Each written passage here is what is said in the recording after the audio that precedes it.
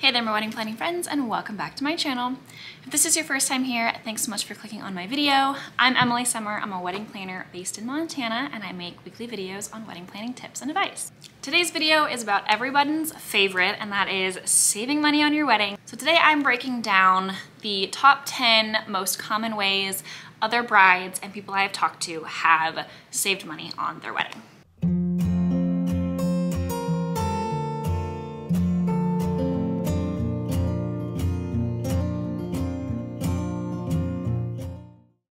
Number one is minimal florals. So flowers are one of those things that can really add up and be a lot more expensive than a lot of couples are anticipating.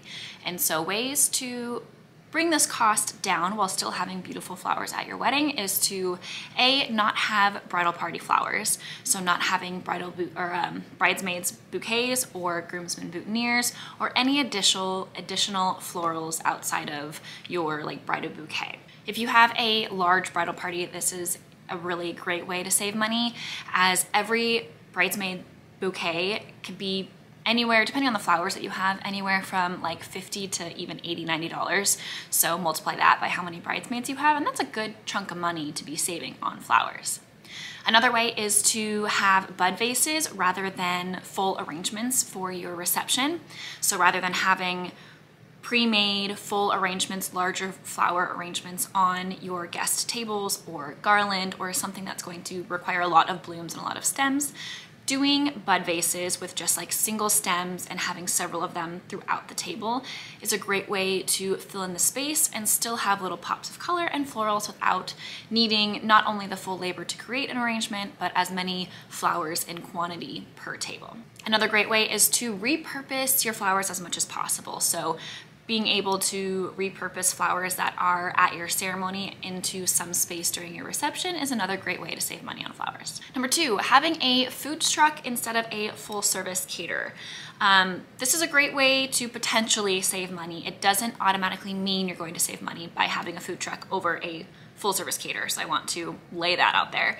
And again, a large part of this is going to be based on your guest count more than anything else. But typically with a full service catering, you have not only the food that you're paying for, which is likely going to be on a little bit of a higher scale than what you would get at a food truck, depending, of course, but you also have a lot more labor costs. So you have whether they're preparing on site, that's going to be a longer time that they're on site. If you're going to have buffet versus plated, those are going to vary in how much labor is going to be needed, how many serving staff people are going to be in attendance, because you're going to be paying per individual that is at your wedding.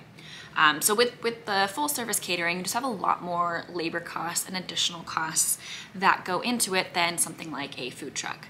Keep in mind that if you do opt for a food truck or something similar, I highly recommend doing just a compostable or disposable form of plates and flatware and all your eatery items, as like I said, you won't have that staff that you have with a full service catering. You won't have people to be bussing your tables.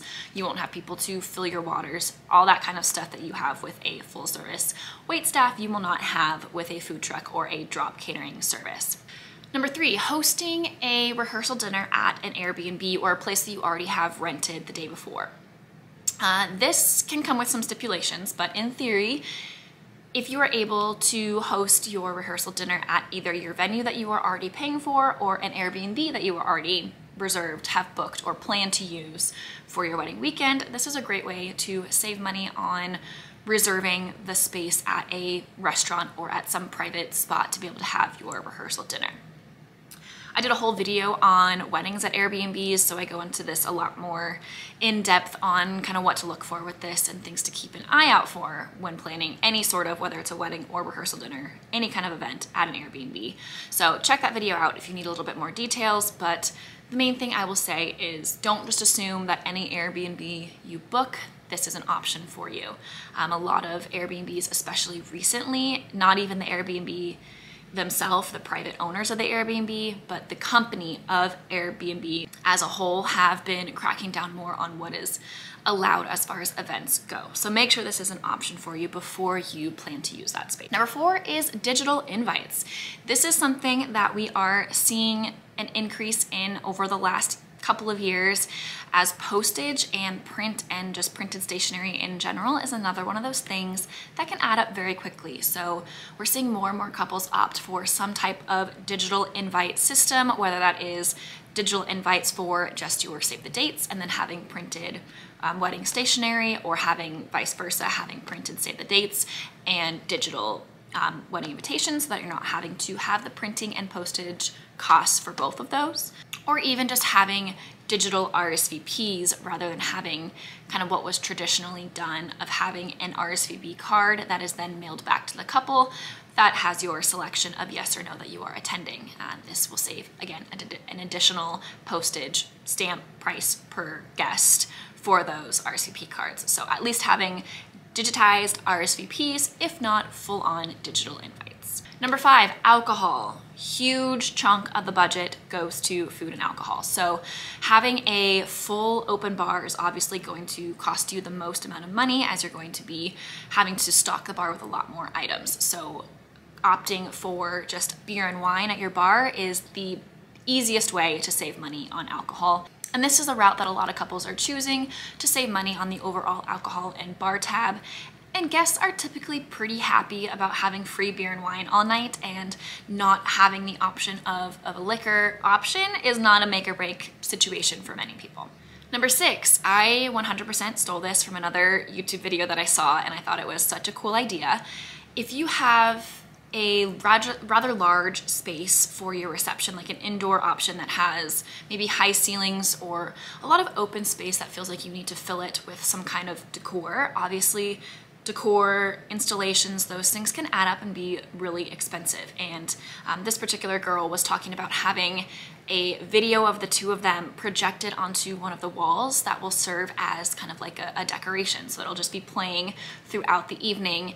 And not only is that such a cool, unique like decor piece, but it's also such a personalized decor piece, as it's literally you two as a couple on the wall your whole wedding reception. And so how cool to be able to have that as a piece of decor and to kind of fill in, you know, a big, vast, potentially empty spot of your venue. Obviously, there's some things that need to happen in order for this to be possible. You need to make sure that you have the space for it in your venue, and you need to make sure that you have a projector. So is that something that the venue already has and then you're good to go, or is that something you have to purchase? And is that going to be worth it for you? Number 7 is dessert. Wedding cakes, like a full wedding cake, depending on the guest count that you have, can add up and be pretty pricey, especially when you add in the cake cutting service fee. That is likely going to be something that you have to pay for from your catering staff to cut and slice and serve your wedding cake.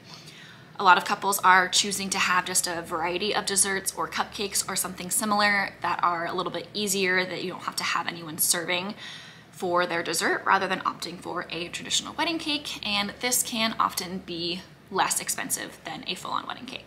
Number 8, choosing to not have a champagne toast. So still having a toast when you are giving toast or right before your toast, whether that is you two as a couple kind of kicking that off, or the traditional parents, mother, maid of honor, best man, those toasts. Choosing to not have champagne poured at the table is going to save you a lot of money, because again, you won't need that serving staff to go around and serve the champagne to be poured at every table, but also not every single person is going to drink champagne. And if you're planning for enough champagne for every single guest that is there, and the rental glasses to have the champagne glasses at every single spot, that's a lot of money that might end up getting wasted. And so more and more often we're seeing couples opt out of having champagne poured for the champagne toast and just having guests cheers and toast with whatever they choose from the bar. Number 9, the biggest factor in any wedding budget is your guest list. A lot of couples are choosing to have smaller weddings, smaller guest lists, thus saving more money. And finally, number 10 is limited stationery items. So we already talked about like paper invitations and those costs, but on the day of, there are also several stationery items that some couples will choose to use, and we saw this a lot more kind of traditionally and in past years.